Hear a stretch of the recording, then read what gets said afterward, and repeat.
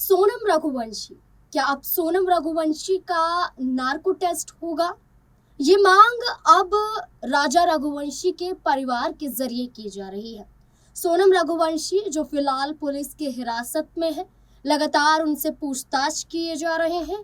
यहाँ तक कि राज कुशवाहा को सामने बैठाकर सोनम से पूछताछ की जाती है। इतना ही नहीं, शिलांग पुलिस द्वारा क्राइम सीन पर भी ले जाया जाता है और सीन रिक्रिएट करवाया जाता है।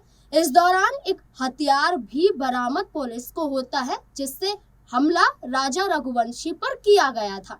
ये सारी बातें सामने आई और साथ ही साथ कुछ वीडियोस भी सामने आई जिसमें सोनम रघुवंशी राजा रघुवंशी के साथ चल रही थी और वहां राज कुशवाहा भी मौजूद था। यानी कि प्लानिंग पहले से ही तैयार थी और इस प्लानिंग में राज कुशवाहा सोनम रघुवंशी के साथ एक और शख्स यानी कि संजय वर्मा का भी जिक्र किया जा रहा है, जिससे सोनम रघुवंशी ने फोन पर बातचीत भी की थी लगातार 25 दिनों तक। ये तक कहा गया कि वारदात से पहले और वारदात के बाद लगातार संजय के टच में सोनम रही। लेकिन अब परिवार की मांग है कि सिर्फ यहाँ पर किलर ही शामिल नहीं है, राज कुशवाहा ही शामिल नहीं है, सोनम ही नहीं है, बल्कि उनका पूरा का पूरा परिवार गुनहगार है। राजा रघुवंशी के परिवार के जरिए मांग की जा रही है कि पूरे परिवार की नार्को टेस्ट होनी चाहिए।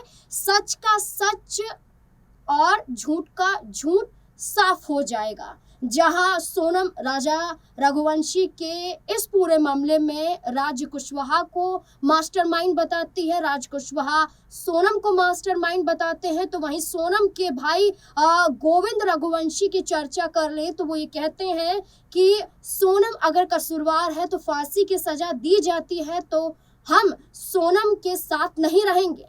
वहीं उनके भाई राजा रघुवंशी की मां के साथ रोते बिलखते हुए नजर आते हैं, कहते हैं कि मैं उनका बेटा हूं, मैं उनका साथ दूंगा। इसके साथ साथ वो ये भी कहते हैं कि हमने हर जांच में सहयोग किया है, हम नार्को टेस्ट में भी सहयोग करेंगे, अगर पुलिस जांच करती है तो हम तैयार हैं। अब देखना होगा कि क्या नार्को टेस्ट से सच सामने आ जाएगा या इससे पहले ही सोनम अपना गुनाह कबूल कर लेंगी।